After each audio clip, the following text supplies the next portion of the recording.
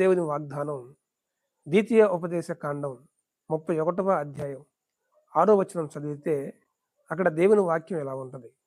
ఆయన నిన్ను విడువడు, ఎన్నడు ఎడబాయడు అని.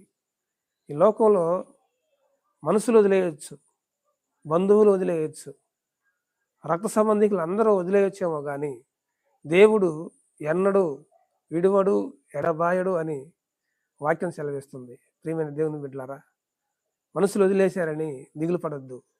బంధువులు నా అనుకున్న వారు పక్కన పెట్టారని భయపడొద్దు.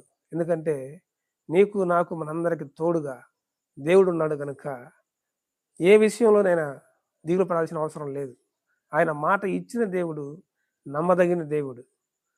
నా అనుకున్న సొంత బంధువులు నిన్ను పక్కన పెట్టారేమో కానీ దేవుడు మాత్రం ఎన్నడూ నిన్ను విడువడు, ఎడబాయడు. యోసేపు అన్నలు, తల్లిదండ్రులు అందరూ విడిచిపెట్టారేమో కానీ యోసేపుని దేవుడు మాత్రం విడిచిపెట్టలేదు. ఆయనను ఐగుప్తు దేశానికి ప్రధానమంత్రిగా చేశాడు. ప్రభునందు ప్రియమైన దేవుని బిడ్డలందరూ దేవుని మీద విశ్వాసం ఉంచి దేవుని వాగ్దానం చదువుకుంటూ దేవుని వాగ్దానాల మీద విశ్వాసంతో ముందుకు కొనసాగితే మీరు ఎన్నడూ భయపడరు. దిగులు అనేది దరిచేరదు.